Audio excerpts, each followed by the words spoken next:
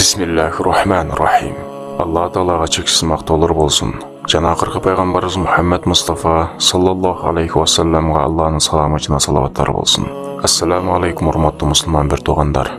Биз бул улуу инсан тууралуу эмнеден кеп баштасак деп көп ойлонуп жүрдүк. Себеби биз көп жылдардан бери түштүк регионду устаздын сабактарын тартып, интернетке жарыялап, жакындан кызмат кылгандыктан ал кишинин көп жакшы жактарын байкаган элек. Устаз жөнүндө бир даректүү фильм, жектеп жазып коюу анын баардык жакшы иштерин чагылдырып бере албайт деп айтаар элек. Себеби устаздын кээ бир иш аракеттерин, кулк мүнөзүн жанында жүрүп, өзүң күбө болуп, жоон териң менен сезгенде гана билесиң. Ал киши өтө акылдуу, көрөгөчтүгү, шайырдыгы, зиректиги жана замандын талабына жараша билимин өркүндөтүп тургандыгы менен башка мулдулордон айырмаланып турчу. Кимге кандай жооп берүү керектигин, ким кандай максатта суроо узатып жатканын, кайсы жерде хикмат кылуу, кайсыл жерде ачуу болсо да акыйкатты айтуунун жолун жакшы билчү. Бирок акыйкатты айтууда эч кимден коркпойт эле. Эл эмне дейт деген түшүнүк да жок эле. Устаз суроолорго жооп берүүдө берилип жаткан суроодон анын жообунун тездиги жана жообунун туура экендиги жагынан мазхаб башчыбыз Абу Ханифа рахматуллахи алейхиге да окшоп кетер эле. Устаз жөнөкөй инсан эле. Адамдардын көңүлүн көтөрүп сүйлөчү, суроолордун көбүнө тамашага салып жооп берчү. Бирок ал кишинин тамашасы жалган айтууга түрткү кылбайт эле. Кээде биз менен да тамашалашып сөз баштачу. Кээде биздин сөзүбүзгө, айтып берген аңгемелерибизге күлчү. Бир күнү бир мечитте устаз сабак өттү. Сабактан соң устазды чайга чакырышты. Мен да кошо бардым. Арабыздан мен курактуу бир бала элдин арасында кеңири тараган суроону берди. Дамла, биз жака качан барып сабак бересиз деди. Силер ушул жерден канча алыста турасыңар деди. Тиги бала 13-14 километр чамасы бар деди.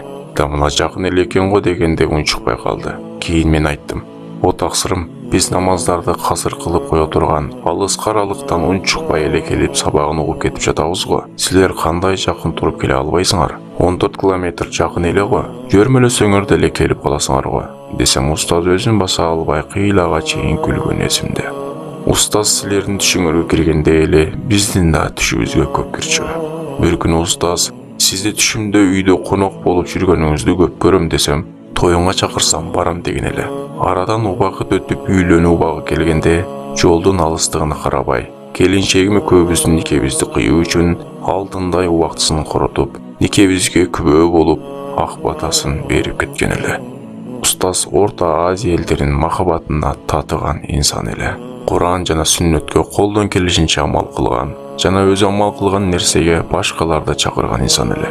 Чубак устаздын түндүк регионунда таза кыргызча, түштүк региондо өзбек калкыда болгондуктан, аларга да түшүнүктүү болсун үчүн өзбекче да аралаштырып сүйлөп койгонунан устаздын сүннөткө амал кылганын байкачумун. Себеби пайгамбарыбыз саллаллаху алейхи вассалам да алыстан коноктор келгенде болушунча ошолордун тилинде сүйлөгөнгө аракет кылган. Устаз байлык топтоого, бир бизнестин башын кармап, ошол менен алектенүүгө, заңгыраган үйдө жашоого кызыкпайт эле.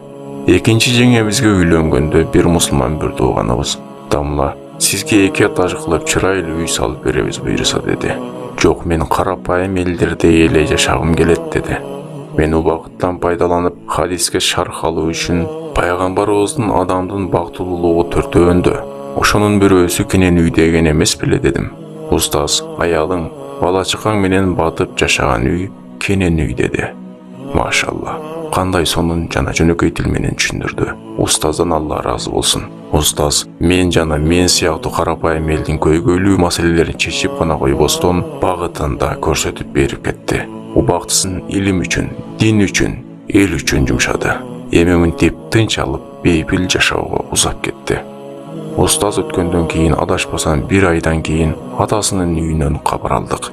Абалын сурап, устаздын кабырын зыярат кылуу үчүн уруксат сурадык.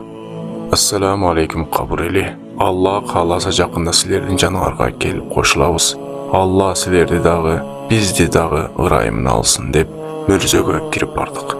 Устаздын кабырынын башына барганда айта турган сөзүмдү унутуп койдум. Бир азга үн катпай кабырдын башында олтуруп калдым. "Ассаламу алейкум устаз" деп сөз баштадым. Men geldim. Bul nersеге muhtaç bolбосоңуз дагы зыярат кылуу үчүн. Себеби биз сизди такыбаларга аталган жайда деп күмөн кылабыз. Кудай буйруса жакында силердин жаныңарга келип кошулабыз. А бирок азыркы убакта менден үй бүлөңүз тууралуу сурасаңыз, алардын абалдары жакшы. Мусулмандар колдорунан келишинче үй бүлө тууган туушкандарыңызга жардам берип жатышат. Алардан кабатыр албаңыз. Мусулмандар бир туугандарын таштап коюшпайт. Эгер менден шакирттериңиз тууралуу сурасаңыз, Алла алардан ыраазы болсун. Сабактарыңызды таратып жатышат. Эгер менден жалпы мусулмандар тууралуу сурасаңыз, алар колдорунан келишинче динди карманып, айткан насаатыңызды амалга ашырып жатышат. Устаз, сиздин мээнетиңиз текке кетпептир. Сизди уккан бир туугандарыңыз кыйла оңгулуу жолуна түшүп калганын байкадым. Сиз аз жашадыңыз, бирок саз жашадыңыз. Кыска өмүрдө кыяматка чейин пайдасы тие турган иштерди кылып кеттиңиз. Кудай буйруса кыла албай, же иш жүзүн ашыра албай бүтпөй калган иштериңизди биз мусулмандар бүтүрөбүз. Жана сиз менен жолугушуу күн алыс эмес. Аллахым сизди пайгамбарлар, сахабалар менен Фирдаус аалада бирге кылсын, жана бизди дагы ошол жерде болууну насип этсин. Устаз, пайгамбарыбызды көрсөңүз бизден салам айтыңыз. Жана өзүңүз айткандай биздин атыбыздан да пайгамбарыбызды кучактап коюңуз деп соң устаздын кабырынын үстүнө суу сегип кайттык. Себеби кабыр ээлерине сүйлөө жана үстүнө суу себүү сүннөт. Пайгамбарыбыз да өз уулу Ибрахимди кабырга коёрду, ага сүйлөп, кийин кабырынын үстүнө суу сепкен. Башка бир хадисте пайгамбарыбыз саллаллаху алейхи вассалам кабырдагылар силерди угат, болгону жооп бере алышпайт деген эле. Муслим. Арадан көп күн өтпөй Багымдатка жакын түш көрдүм. Түшүмдө мени бийиктен бир шаарга түшүрүштү. Мен андай кооз шаарды көргөн эмесмин. Мен ичимден бул кандай кооз шаар? Бул кайсыл жер? Мен мындай жерди мурда көргөн эмесмин дедим. Карасам адамдар кандайдыр бир көлүктөргө минип ар тарапка учуп кетип жатышат. Кийин мага ошол шаардын оң жагында дарыянын жанындагы бир чоң казыр көрсөтүлдү. Айланасы бийик дубал менен тосулган. Ичи бак дарактарга толуу, бышып турган кудум лимон сыяктуу сапсары мөмөлөрдү көрдүм. Ичинде кызматчы балдар бар экен. Нээ көз менен карайын, сөрүдө чубак устаз жан баштап жатыптыр. Мен жерге түшүп устаз менен учурашайын деп канданып калган элем, бир аял менен сүйлөшүп жатканын уктум.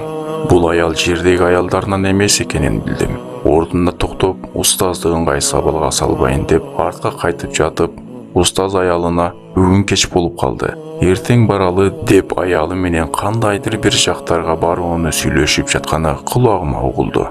Менден адамдар бул чубак ажынын үйүбү деп сурап жатышты.